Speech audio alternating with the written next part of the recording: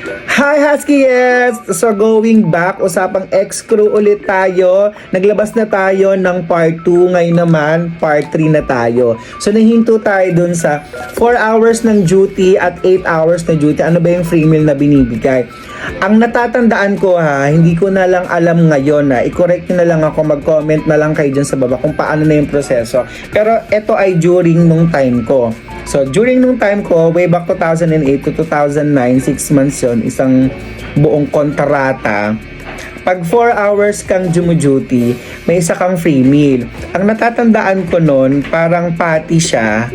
Patty na pwede ka magprito ng itlog, tapos maraming gravy para masulit mo yung kanin mo. Kasi parang meron naman doon 2 kanin. So yun yung pag 4 hours, yun yung pagkain namin, yun yung free meal namin, privilege namin yun. Kinakain namin yun after ng duty namin na 4 hours. Commercial tayo o nagluto ang aking mahal ng kikiya. Commercial muna tayo.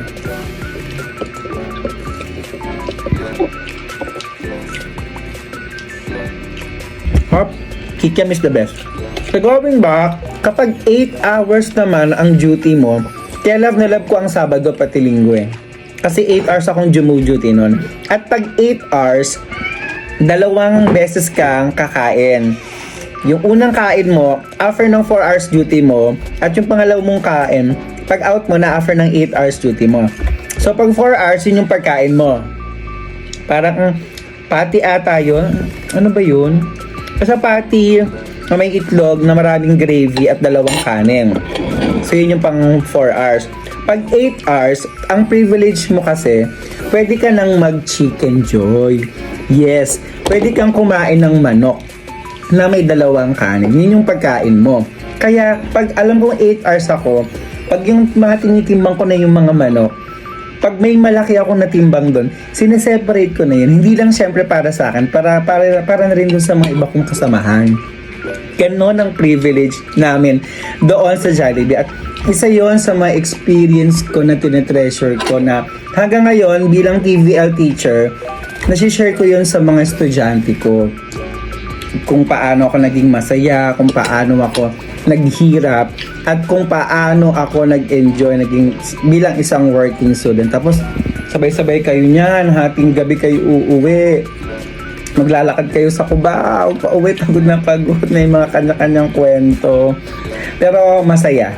At dahil doon, nakapagtapos ako ng pag-aaral. Kasi eventually, bumalik na ulit si mama sa trabaho nung okay na yung mata niya, yung katarata niya. Tapos ako, focus na ulit ako sa pag-aaral. Pero syempre, on the side, nagpa-part-time na rin ako.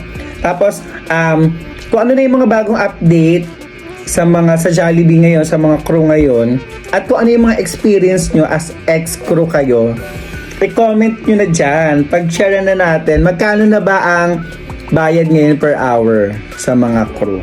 So yun lang Huskies ang ating kwento bilang ex-crew. More kwento tayo sa mga na-experience ko pang trabaho sa mga susunod nating video. Paalam!